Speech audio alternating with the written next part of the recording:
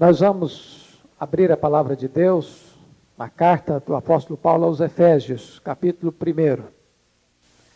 Vamos estar iniciando hoje esta série de exposições bíblicas nesta carta de Paulo aos Efésios. Hoje leremos dos versos 1 ao 14. Paulo, apóstolo de Cristo Jesus por vontade de Deus, aos santos que vivem em Éfeso e fiéis em Cristo Jesus. Graça a vós outros e paz da parte de Deus nosso Pai e do Senhor Jesus Cristo. Bendito Deus e Pai de nosso Senhor Jesus Cristo, que nos tem abençoado com toda sorte de bênção espiritual nas regiões celestiais em Cristo. Assim como nos escolheu nele antes da fundação do mundo, para sermos santos e irrepreensíveis perante ele, e em amor nos predestinou para ele, para a adoção de filhos, por meio de Jesus Cristo, segundo o beneplácito de sua vontade, para o louvor da glória de sua graça, que ele nos concedeu gratuitamente no amado, no qual temos a redenção pelo seu sangue, a remissão dos pecados, segundo a riqueza da sua graça, que Deus derramou abundantemente sobre nós em toda a sabedoria e prudência, desvendando-nos o mistério da sua vontade, segundo o seu beneplácito que propusera em Cristo, de fazer convergir nele, na dispensação da plenitude dos tempos, todas as coisas, tanto as do céu como as da terra. Nele digo, no qual fomos também feitos herança, predestinados segundo o propósito daquele que faz todas as coisas conforme o conselho da sua vontade, a fim de sermos para louvor da sua glória, nós os que de antemão esperamos em Cristo, em quem também vós, depois que ouvistes a palavra da verdade, o evangelho da vossa salvação, tendo nele também crido, fostes selados com o Espírito Santo da promessa, o qual é o penhor da nossa herança, até ao resgate da sua propriedade, em louvor da sua glória. Amém. Nós vamos meditar sobre o tema, a Igreja de Deus, o povo mais rico do mundo. A Igreja de Deus, o povo mais rico do mundo. Vocês bem se lembram que o apóstolo Paulo, na sua segunda viagem missionária, passara por Éfeso, que era uma das maiores cidades da Ásia Menor, um dos maiores centros comerciais da Ásia Menor, onde ficava uma das 7 maravilhas do mundo antigo, o templo de Diana, a deusa dos Efésios.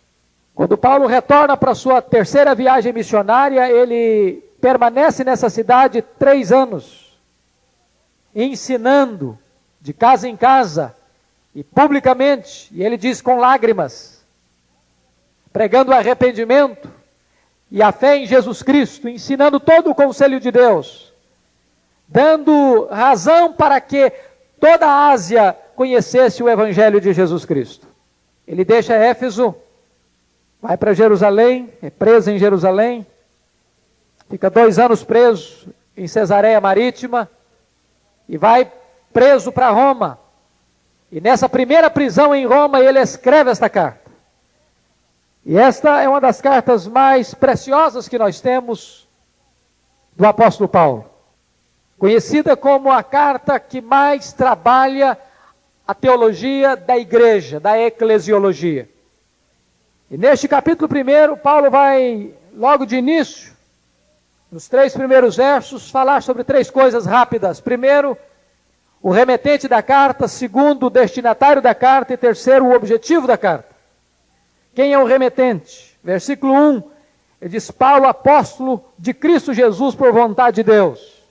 Vejam vocês que ele é apóstolo de Cristo, não por inspiração própria, nem por autocomissionamento, ou por usurpação da função, nem por indicação ou delegação humana. Ele é apóstolo por vontade e escolha soberana de Deus. Depois, ele fala sobre os destinatários dessa carta, ainda no verso 1, aos santos que vivem em Éfeso e fiéis em Cristo Jesus. Esta palavra santos incomoda muita gente. De vez em quando, eu cumprimento o irmão, como é que vai santo? E a pessoa tem uma reação meio estranha, não, eu não sou santo não. E muitas vezes é porque nós ainda não entendemos o sentido de santo da Bíblia. A ideia que ainda paira na mente de nós, de cada um de nós, é de que santo é uma pessoa que já morreu e que, em função da vida que levou, ela é canonizada. E então ela se torna santo ou santa. Mas não é essa concepção bíblica que Paulo estabelece aqui. Ele não está falando dos crentes que morreram, que são santos, ele está falando de crente vivo. De gente que está vivendo com ele. De gente que tem as mesmas lutas, as mesmas tensões, os mesmos conflitos. E aqui significa aquele povo que foi separado por Deus para ser um povo diferente e para servir a Deus. Então, se alguém lhe chamar de santo e de santa, não se estranhe não, porque a pessoa está usando um termo próprio e correto. Se você pertence a Jesus. Ele diz, aos santos e fiéis, porque todo santo tem que ser fiel, e todo fiel tem que ser santo. A ideia de santo não é de alguém que não tenha pecado. Se for assim, não haveria ninguém santo, exceto Jesus. Mas é alguém que foi separado por Deus para servir a Deus. Então você é santo e fiel. E ele estabelece aí, aos santos e fiéis em Éfeso, ou melhor, aos santos que vivem em Éfeso e fiéis em Cristo. Veja você que o crente é cidadão de dois mundos, ele vive em Éfeso e ele vive em Cristo. Ele tanto está geograficamente residindo numa cidade, como ele está misticamente residindo em Cristo. É isso que Paulo quer reforçar aí para nós nesta carta. No verso 3, o apóstolo Paulo vai mostrar o objetivo desta carta. Bendito Deus e Pai de nosso Senhor Jesus Cristo, que nos tem abençoado com toda sorte e bênção espiritual nas regiões celestes em Cristo. Eu não sei se você já parou para perceber que este é o maior parágrafo da Bíblia. Do verso 3 ao verso 14 não tem ponto final. Vai ter o ponto final lá no finalzinho do 14.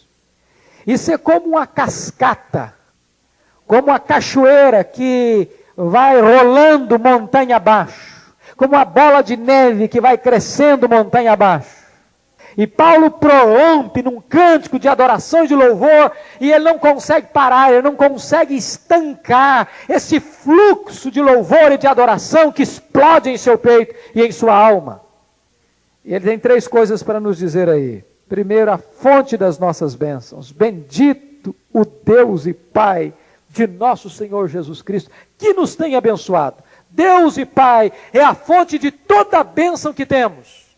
Segundo, a natureza das nossas bênçãos são bênçãos espirituais.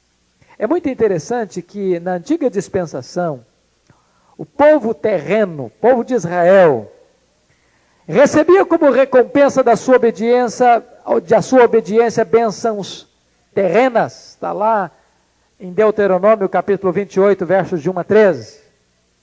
Mas nós, como povo de Deus, o novo Israel de Deus, nós somos abençoados não apenas com bênçãos materiais, mas sobretudo com bênçãos espirituais. E com toda sorte de bênção espiritual. E finalmente, ele diz, a esfera dessas bênçãos, nas regiões celestiais em Cristo Jesus. É aqui nesta carta que Paulo trabalha essa teologia das regiões celestiais em Cristo. Veja você, que você está tanto nas regiões celestiais, como você também está em Cristo. Aliás, essa expressão em Cristo aparece repetidas vezes nesta carta. Você está enxertado em Cristo, vinculado a Cristo, misticamente ligado ao Senhor Jesus Cristo. Ou seja, você não é simplesmente um cidadão terreno, mas você é sobretudo um cidadão celestial. E por isso você é abençoado nas regiões celestiais e abençoado em Cristo. Eu queria que você olhasse agora para esse texto dos versos 3 a 14, com um detalhe. Isso é um cântico, com 3 estrofes. Eu não sei se você já identificou esse detalhe, mas veja o versículo 6. Para louvor da glória de sua graça. Veja o verso 12. A fim de sermos para o louvor da sua glória. Veja o verso 14, na parte final. Em louvor da sua glória. Perceberam uma repetição aí, um estribilho? Cada estrofe dessa termina com esse estribilho. Para o louvor da sua glória. Para o louvor da sua glória. Para o louvor da sua glória. E em cada uma dessas estrofes, Paulo está enfatizando a ação da Trindade em nossa redenção. A primeira estrofe vai dos versos 3 aos versos 6. E Paulo está falando, olhando para o passado, na eternidade passada, e vendo a obra que Deus Pai realizou por nós na eternidade.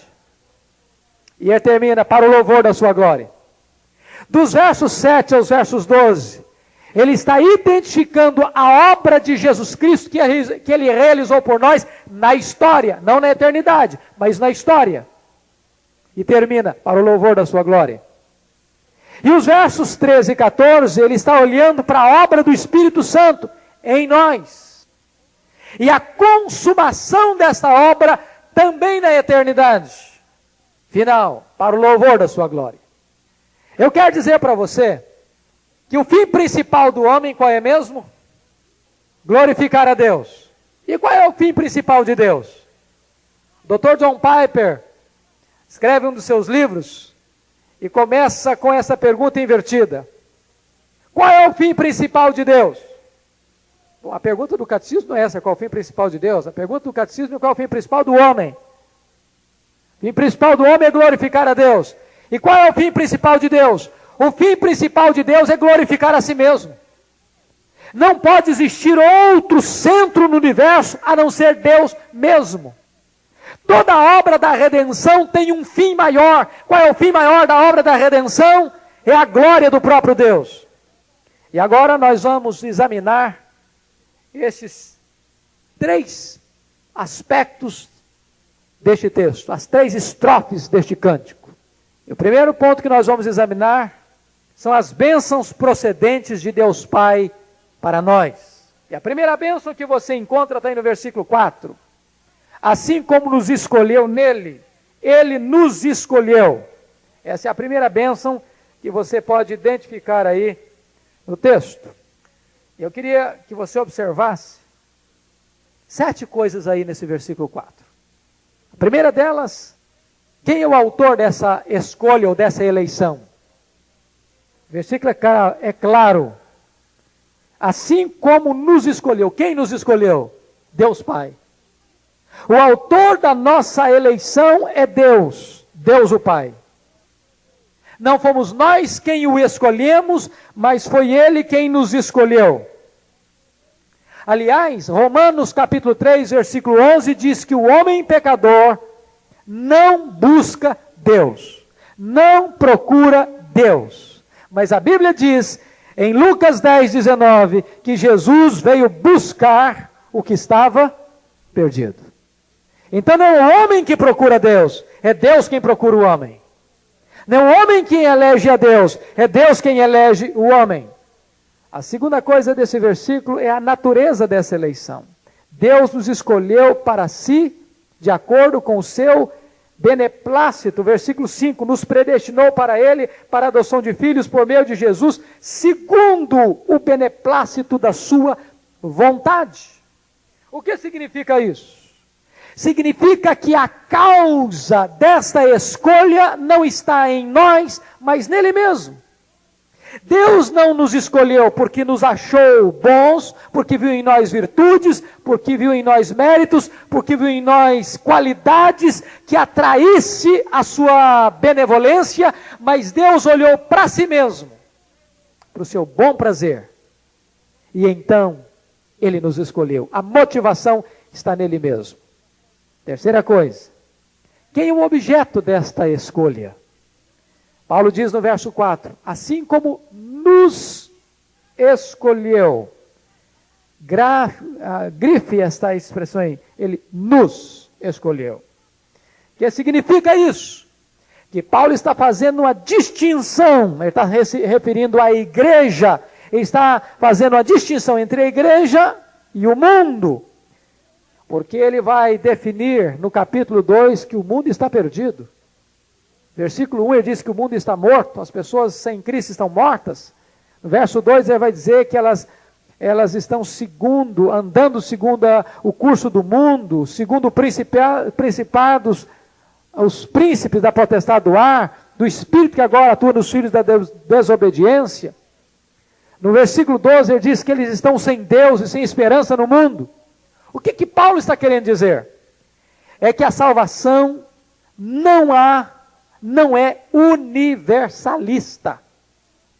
A ideia de que Deus vai salvar todo mundo no final é uma falácia, é uma mentira, é um engano.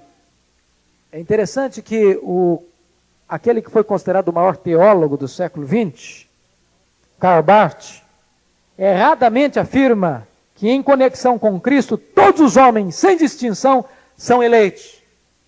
E que a distinção básica não é entre eleitos e não eleitos, e sim entre os que têm consciência de sua eleição e os que não a têm. Isso é um equívoco, isso é um engano.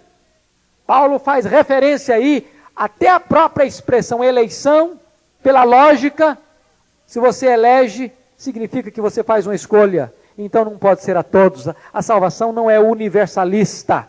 Somente aqueles que creem em Cristo, que recebem a Cristo, que nascem de novo, que põem a sua confiança no Senhor Jesus, serão salvos. Portanto, não há salvação universal. Quarto lugar, o fundamento da eleição. Deus nos escolheu em Cristo. O que significa isso? Significa, queridos, que a eleição não anula a obra de Deus em Jesus. Muita gente equivocadamente acha, porque Deus elegeu, então, de qualquer maneira a pessoa vai ser salva, o que não é verdade. O mesmo Deus que estabeleceu os fins, a salvação, estabeleceu os meios. E Deus estabeleceu que a nossa redenção, que a nossa salvação, efetuar-se-ia por meio da morte e da ressurreição de Jesus Cristo. A obra sacrificial, substitutiva e expiatória de Cristo. Quinto lugar, qual é o tempo da eleição? Assim como nos escolheu nele, em Cristo, antes da fundação do mundo. Então a eleição não foi no tempo, ela foi na eternidade. Deus nos escolheu antes de lançar os fundamentos da terra. Não existíamos ainda. E Deus já havia colocado o seu amor e o seu coração em nós. Sexto lugar, qual é o propósito da escolha divina? Ele nos escolheu em Cristo, antes da fundação do mundo, para quê? Para sermos santos e irrepreensíveis perante Ele em amor. Preste atenção, que há alguns segmentos que equivocam, que torcem ou que não entendem bem essa questão da eleição, dizendo o seguinte, que a eleição é fundamentada na presciência divina. Que a eleição é da seguinte maneira, porque Deus previu que eu ia crer, Ele me escolheu. Não é bem assim que a Bíblia ensina. Não é porque Deus previu que eu ia crer que Deus me escolheu. Porque Deus me escolheu, eu criei. Deus não nos escolheu porque éramos santos e irrepreensíveis, mas para sermos santos e irrepreensíveis. Se era para sermos santos e irrepreensíveis, significa que quando Deus nos escolheu, nós não éramos santos e irrepreensíveis. Deus não nos escolheu porque nós cremos porque Deus nos escolheu. Deus não nos escolheu porque praticávamos boas obras, mas nós somos feitura dele, criados em Cristo para as boas obras. Então, a eleição não é consequência da fé, mas a eleição é a causa da fé. É isso que Paulo está nos ensinando aí. Agora, em sétimo lugar, eu queria que você tirasse, para concluir essa parte da escolha divina, 3 lições sobre a questão da eleição. Primeiro, a doutrina da eleição é uma revelação divina e não uma especulação humana. Está aí no texto. Revelação de Deus, não especulação humana. Segundo, a doutrina da eleição é um incentivo à santidade, não a desculpa para o pecado. Deus nos escolheu para sermos santos, e não para vivermos irrefletidamente. Terceiro, a doutrina da eleição é um estímulo à humildade, e não um motivo para o orgulho. Ninguém pode bater no peito, senão eu sou eleito. De jeito nenhum. Todo o foco da eleição está na soberania de Deus e nos méritos de Cristo, e nunca em virtudes pretensas que possamos ter. Então não cabe vaidade nem orgulho. Segunda bênção que nós temos da parte de Deus Pai, versículo 5, é a adoção. Veja aí, Ele nos predestinou para Ele para a adoção de filhos. Então, no coração amoroso de Deus, Ele nos destinou para sermos filhos. Nós éramos escravos, nós estávamos mortos, nós estávamos sem esperança no mundo, nós estávamos perdidos, nós estávamos cegos, nós estávamos com o coração endurecido, e Deus foi lá e nos tomou nessa situação desesperadora e nos fez e nos adotou na sua família. Um filho adotado tinha o nome do pai, a herança do pai e todas as prerrogativas de um filho genuíno e verdadeiro. Então nós fomos escolhidos e adotados na família de Deus.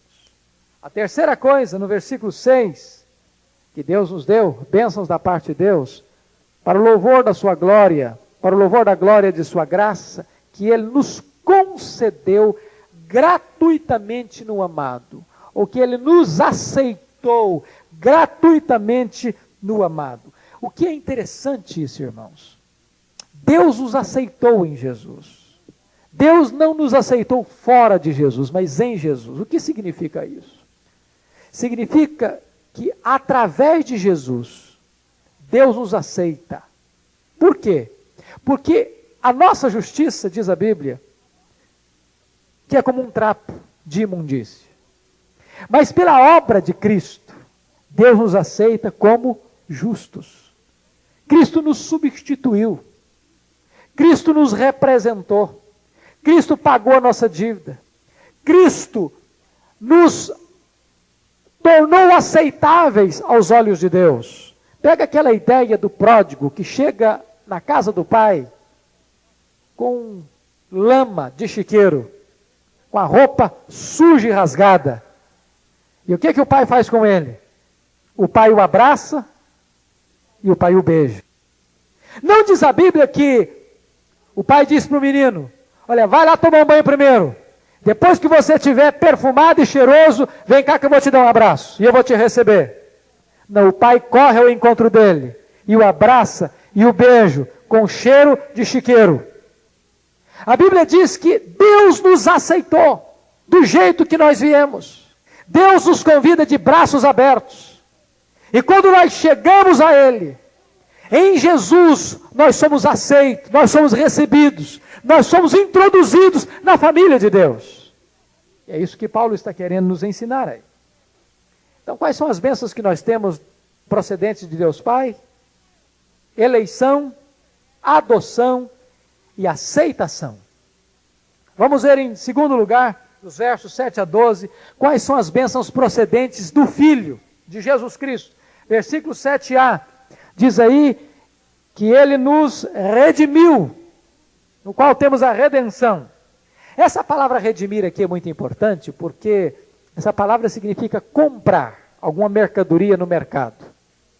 E quando Paulo escreveu esta carta, no Império Romano tinha aproximadamente 60 milhões de escravos que eram levados para os mercados e vendidos como se vende um produto que você tem na sua casa, como uma mobília, por exemplo.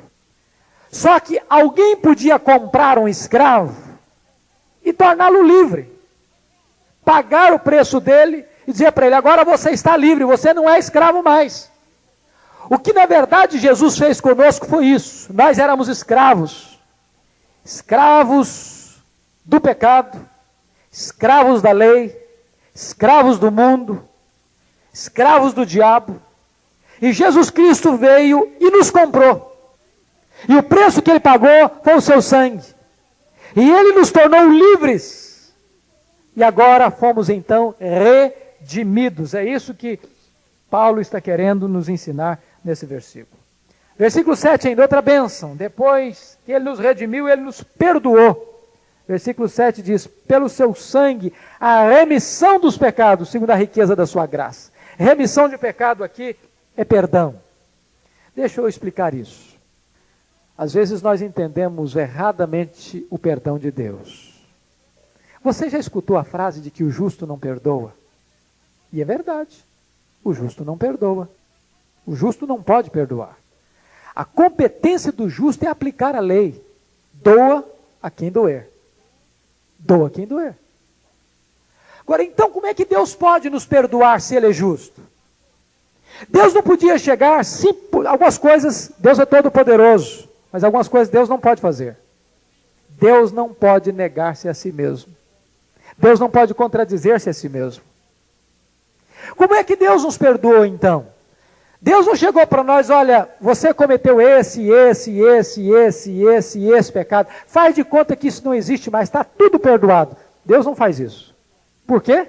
Porque Ele é justo. Então como é que Deus perdoou-nos? Alguém teve que pagar. E quem é que teve que pagar? Eu não podia pagar. Se eu fosse pagar a minha própria dívida, eu não ia jamais saldar essa dívida. Lembra da parábola que Jesus contou do credor incompassivo? Às vezes nós não entendemos aquela parábola porque ela está colocada com moeda que não é a nossa moeda corrente. E a gente perde a lição por isso. Se a gente não trocar a moeda e dar a moeda na moeda corrente. Jesus disse que tinha lá um homem que devia 10 mil talentos. E que chegou para o seu senhor e disse, olha, me perdoa porque tem paciência comigo, porque tudo eu te pagarei. Jesus, usando essa parábola, conta duas hipérboles. A primeira hipérbole é a possibilidade de um homem dever na Palestina 10 mil talentos. A segunda hipérbole é de um homem dizer, tem paciência comigo, que tudo te pagarei. As duas coisas eram exageradas. O que são 10 mil talentos? 10 mil talentos significa 350 mil quilos de ouro. Um talento são 35 quilos. 10 mil talentos são 350 mil quilos de ouro. Para vocês terem uma ideia, todos os impostos do país eram 800 talentos por ano. 10 mil talentos eram os impostos da nação inteira durante 13 anos e meio. Para vocês terem uma ideia, para um homem ganhar 10 mil talentos, na Palestina ele tinha que trabalhar 150 mil anos. Portanto, era impagável a dívida. Ora, nós não podíamos pagar essa dívida. Então, Deus encontrou um fiador, um representante, ou receber a sentença do nosso pecado nele mesmo. Ele precisou morrer, porque o salário do pecado é a morte. E no momento em que Jesus morre pelos nossos pecados, Ele satisfaz a justiça divina, de tal maneira que Deus pode ser justo e o justificador daquele que crê. Então o perdão de Deus a nós é consequência da redenção. Que coisa fantástica. Por isso perdão só em Jesus. Não há perdão fora de Jesus. Então, nós temos em Jesus também perdão. Vocês lembram lá daquela figura de Levítico, quando os pecados do povo eram expiados, pegavam-se 2 bodes, matavam o primeiro, tipificando Jesus, o Cordeiro perfeito de Deus que tira o pecado do mundo. E sobre o outro bode, o sacerdote confessava os pecados do povo sobre a cabeça dele, e depois soltava aquele bode para o deserto, para que ele perambulasse perdidamente pelo deserto. Significa que Jesus, o Cordeiro de Deus, foi sacrificado em nosso lugar, e que quando nós confessamos os nossos pecados, Deus se esquece dos nossos pecados e deles não mais se lembra. Somos perdoados. Terceira bênção que nós temos em Jesus, versículos 8 a 10. Através de Jesus, Deus nos revelou um plano misterioso da história, que Deus derramou abundantemente sobre nós em toda sabedoria e prudência, desvendando-nos o mistério da sua vontade, segundo o seu beneplácito que propuser em Cristo, de fazer convergir nele, na dispensação da plenitude dos tempos, todas as coisas, tanto as do céu como as da terra.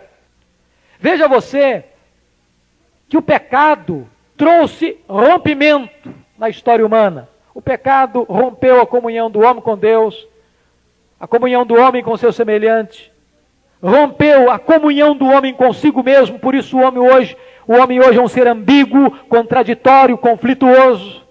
E rompeu a comunhão do homem com a própria natureza. É por isso que o homem comete dois erros em relação à natureza. Ora está adorando a natureza, ora está depredando a natureza. E não cuidando e administrando a natureza. O homem então tenta resgatar esta intimidade com Deus através da Torre de Babel. E Deus confunde os homens e os dispersa. Aí então Deus chama um homem para formar um povo. E Deus separa esse povo dentre as nações, para que este povo pudesse ser o veículo da revelação de Deus. E agora, por meio de Jesus, Deus está formando um novo povo, de todos os povos, raças, tribos, línguas e nações. E aqueles que acham que a nossa história está confusa, perdida, ou dando volta, ou sendo cíclica, ou caminhando para o nada, ou para lugar nenhum, ou para a destruição, nós afirmamos que a história está caminhando progressivamente para uma consumação gloriosa, onde Deus estará fazendo convergir em Cristo todas as coisas nos céus e na terra.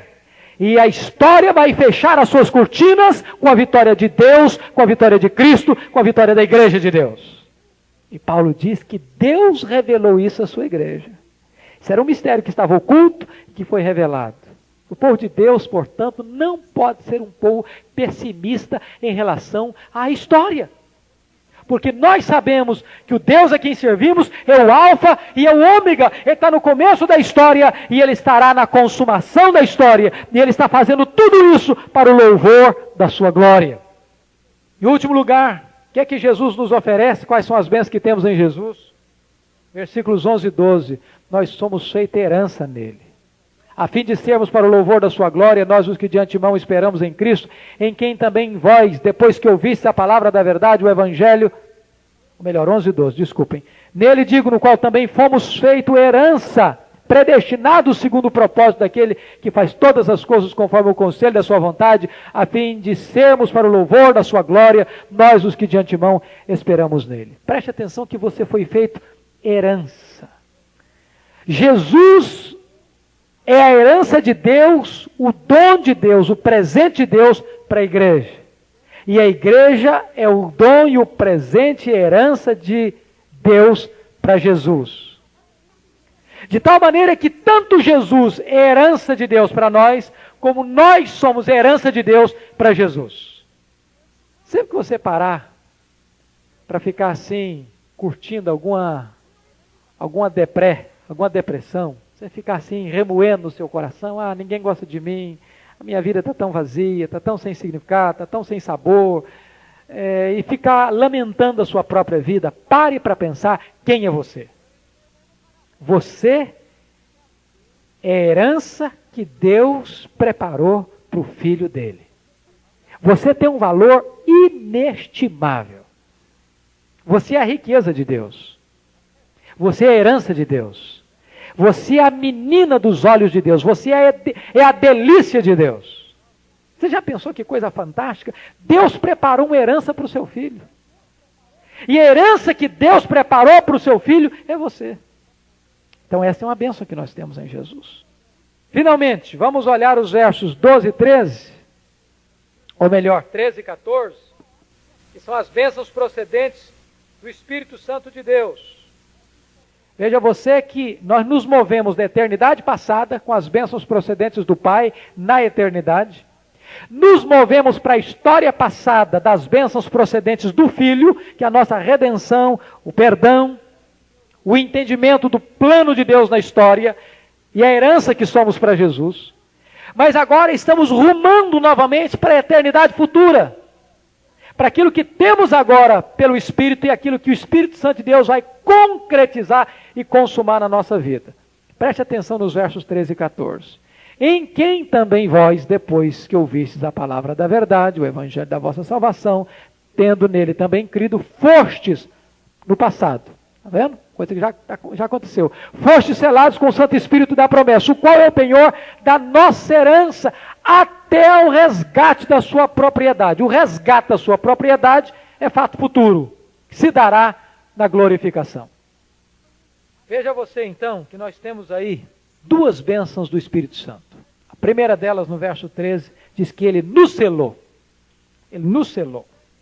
Mas antes disso, no verso 13, ele faz uma síntese do que é o Evangelho. Primeiro você ouve, depois você crê, depois você é selado. Percebeu aí o versículo 13?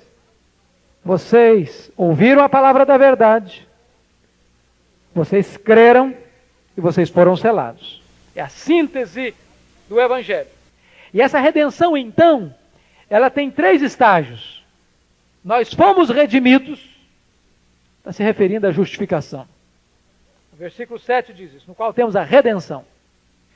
Nós estamos sendo redimidos, isso é um processo.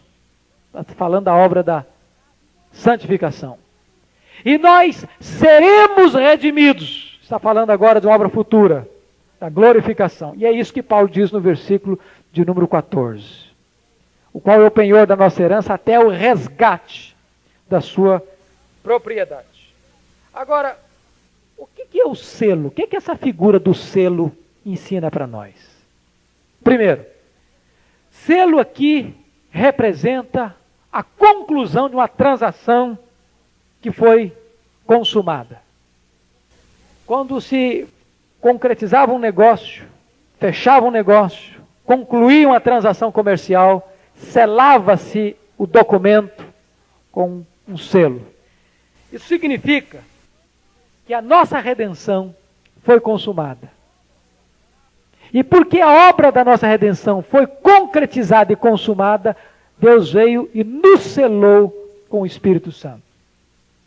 Lá em Éfeso tinha um fato muito interessante, que essa palavra selo possivelmente tem uma herança fenícia.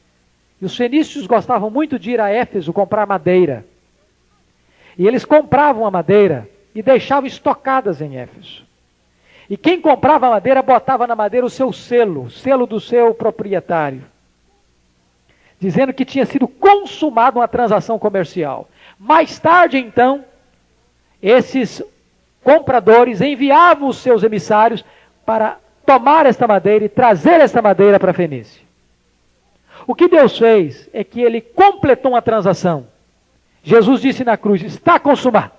Desculpe, está consumado, está pago, o negócio está fechado. E Deus nos comprou. E o preço que ele pagou por nós foi o sangue de Jesus. E ele já selou a você e a mim, dizendo, você me pertence. Essa transação já está concluída. Segunda coisa que o selo significa, o selo fala de um direito de propriedade e de posse.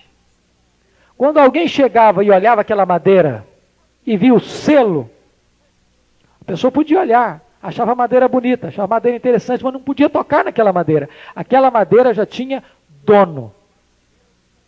A Bíblia diz que Deus nos comprou e que nós somos hoje propriedade exclusiva de Deus. Você já tem o selo de propriedade de posse na sua vida. E esse selo é o Espírito Santo. Terceira coisa que o selo fala de segurança e de proteção.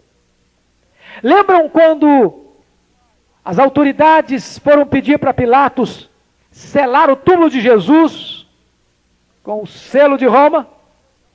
Queria dizer, nós queremos proteção nesse túmulo, esse túmulo não pode ser violado, esse túmulo precisa manter em segurança, e o selo de Roma era o sinal de segurança, de inviolabilidade daquele lugar. Quando você tem o Espírito Santo em você, significa que ninguém pode violar essa propriedade exclusiva de Deus, que é você. Finalmente, o selo representa autenticidade, legitimidade. Não sei se você já acostumou com as propagandas. De vez em quando você vai comprar café, esse aqui tem o selo, né, de garantia. Pode comprar que não é material adulterado. Tem o selo.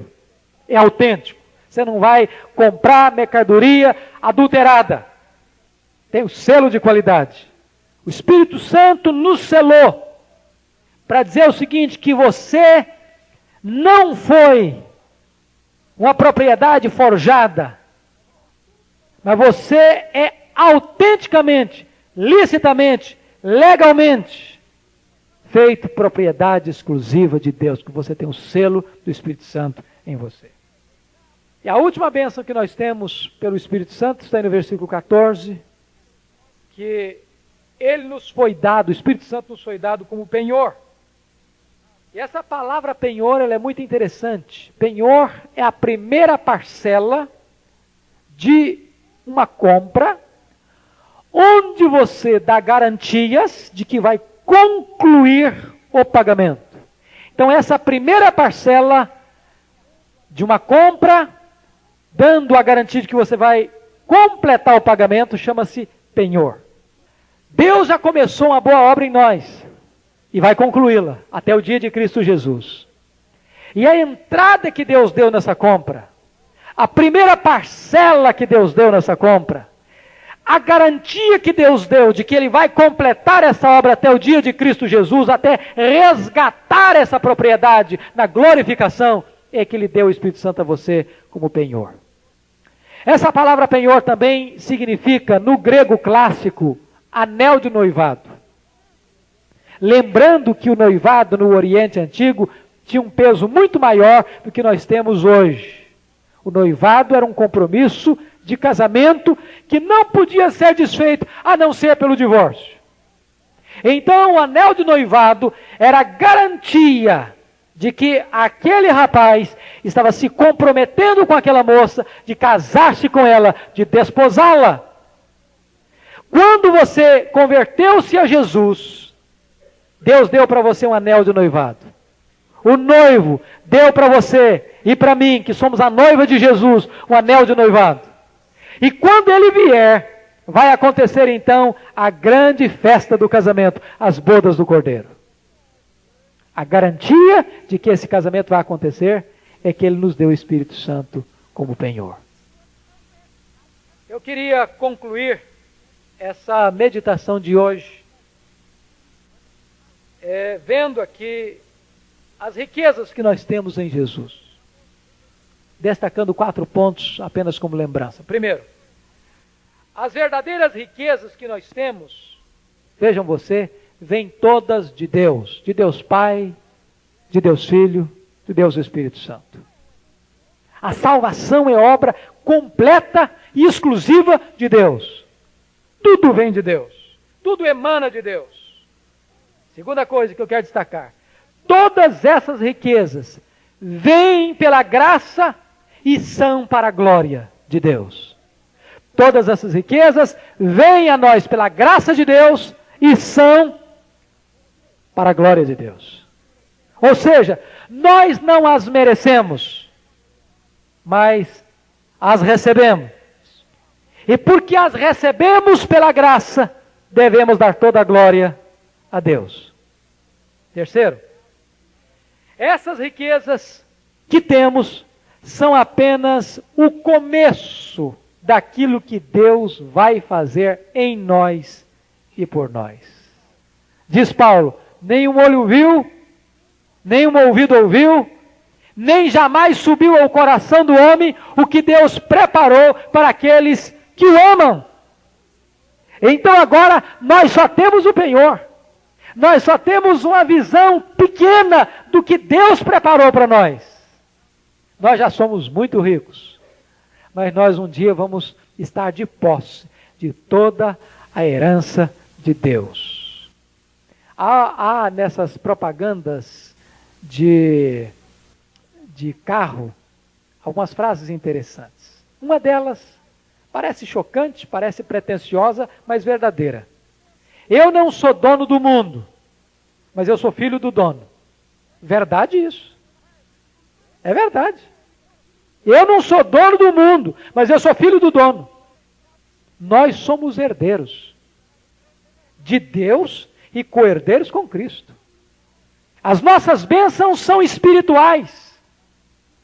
Mas diz a Bíblia que até mesmo este universo físico e material vai ser redimido do seu cativeiro. E nós vamos herdar novos céus e nova terra. E vamos reinar com Cristo para sempre, usufruindo toda a riqueza gloriosa de Deus. Já pensaram nisso? Então, sempre que você ficar lamentando também os apertos da vida, lembre-se que isso é passageiro, mas a posse da herança vai ser eterna. Essas riquezas devem nos levar a algumas atitudes. Primeiro, adoração. Segundo, animação. Terceiro, consagração. Se você é rico em Jesus, você tem que fazer o que Paulo diz: bendito seja o Deus e Pai de nosso Senhor Jesus Cristo. Se você é rico em Jesus, então você não pode ser uma pessoa desanimada. Se você é rico em Jesus, então, meu amado irmão, você não pode ser uma pessoa que recue na sua consagração a Deus. Nós somos o povo mais rico do mundo, não por nosso mérito, pela graça de Deus e para a glória de Deus. Que Deus os abençoe. Amém.